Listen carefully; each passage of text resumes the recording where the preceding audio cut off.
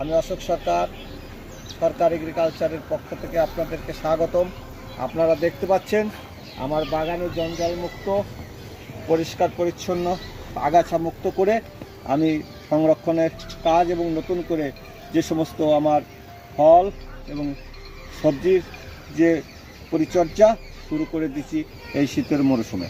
এই যে আমরা যেটা বলেছি যে আমার যে কলা, যে এটা কাঁচকলা, এই কাঁচকলা হারভেস্টিংয়ের সময় এসে গেছে।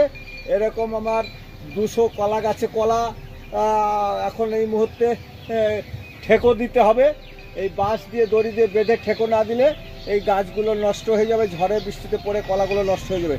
তাই এই ঠেকো দেওয়ার কাজটা এই বাগান পরিষ্কার করে এরকম শুরু করেছি। আপনারা একটা খুব উন্নত দেশি কাঁঠালি কলা, পেঁপে, এই কাঁচকলা, এই গাছগুলোকে আমি এখন রক্ষণাবেক্ষণের জন্য জঞ্জাল মুক্ত করছি। এই হচ্ছে আমার নারকেল, হ্যাঁ, কাঁঠাল, এই পেঁপে, এই সব আমি জঞ্জাল মুক্ত করে এই মুহূর্তে সাফাই অভিযানে নেমেছি। বন্ধুরা, এই দেখুন, এটা কলা চাষ করেছিলাম 3 বছর আগে। 3 বছর হয়ে গেছে, গাছে ভাইরাস লেগে গেছে, হ্যাঁ, রোগ লেগে গেছে। তাই কেঁচো এবং ভাইরাস মুক্ত সুস্থ পুষ্টিকর কলা পেতে গেলে এই বাগানকে সমূলে উৎপাদন করতে হবে। তাই সেই অভিযানটা আমি এখন বাগান জুড়ে চালাচ্ছি। এইভাবে সমস্ত গাছের গোড়া তুলে দিয়ে এবং এই গাছকে ভেঙে দিয়ে আবার নতুন করে গাছ লাগাতে হবে। তার জন্য কদিন ধরে সাফাই অভিযান চলছে। এইভাবে আমি গাছ এবং জঞ্জাল মুক্ত করে আবার নতুন করে, হ্যাঁ বন্ধুরা, আপনাদেরকে তো দেখাচ্ছি, কিন্তু আসলে বিষয়টা কি জানেন?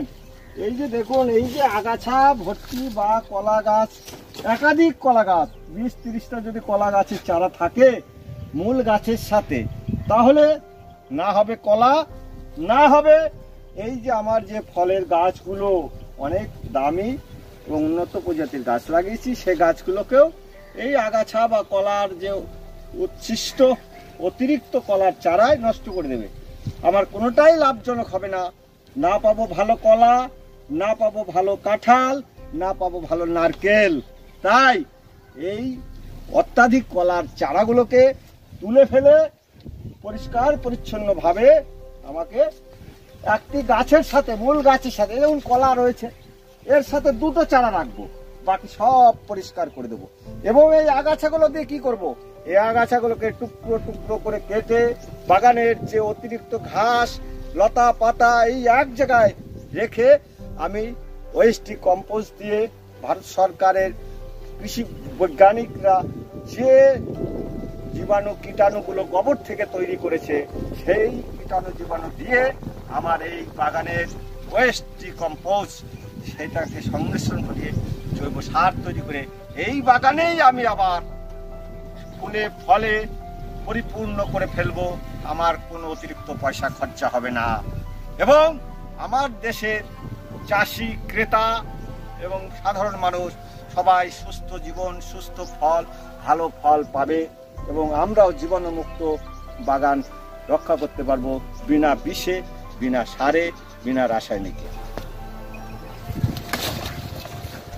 এই দেখুন, এইভাবে কলা গাছগুলো এবং আগাছাগুলো এটা পরিষ্কার করে আমি জমা করছি।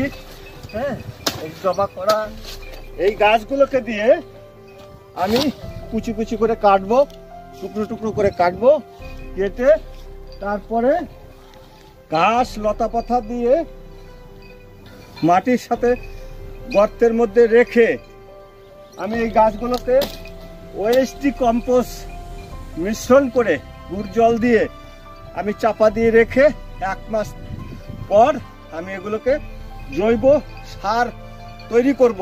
এই জৈব সার দিয়ে আমার এই কাঁঠাল, কলা, নারকেল, পেঁপে এবং যত ধরনের সবজি চাষ করি জৈব পদ্ধতিতে, এই জৈব সারের মূল উৎস হচ্ছে এই আগাছা, কলা গাছ, লতা পাতা, ঘাস এবং ওয়েস্ট ডিকম্পোজ। এই গাছে সবে মোচা বেরোচ্ছে এবং এই গাছের কলা হারভেস্টিং এর সময় হয়ে গেছে, তাই এই গাছটা মোচা সবে 15 দিন আগে বেরিয়েছে। এই রকম গাছগুলোকে আমি রেখে দিচ্ছি। আমার টোটাল এরিয়াতে 200 গাছে এখন কলা রয়েছে। আর বিশেষ একটি জিনিস আপনাদেরকে যেটা আমি দেখাতে চাই, সেটা হচ্ছে এই যে গাছগুলোকে আমি রেখে দিচ্ছি, এই গাছ গোড়া খুঁড়ে তুলতে গেলে আমার বাগানের মাটি ধসে যাবে, অন্যান্য গাছের পক্ষে ক্ষতি হবে। তাই গাছ বাঁচাতে হবে এবং আমার বাগানের মাটি রক্ষা করতে হবে। তাই এই গাছগুলোকে সব গোড়া থেকে না তুলে ওপর থেকে কেটে দিয়ে এর মধ্যে যদি 2-4 ফোঁটা কেরোসিন তেল দিয়ে দিই, তাহলে গাছগুলো পচে যাবে, আমার মাটি একদিকে রক্ষা হবে, গাছও উঠে যাবে, পরিশ্রম কম হবে, খরচা কম হবে।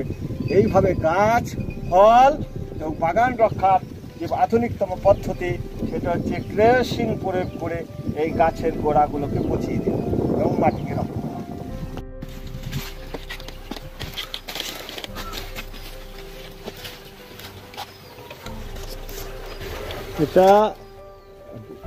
এটা অত্যন্ত একটি বড় গাছ এবং প্রচুর কলা এখানে হারভেস্টিং এর সময় হয়ে গেছে। তাই এই গাছটিকে এখন বড় মজবুত ঠেকো দিতে হবে। তাই গাছে উঠে একে ঠেকো না দিলে এই গাছ রক্ষা করা যাবে না। সামান্য হাওয়াতে এই গাছ ভেঙে পড়তে পারে। তাই খুব মজবুতভাবে গাছের সাথে মজবুত বাঁশ পুঁতে এবং শক্ত করে বেঁধে একে ঠেকো দিতে হচ্ছে।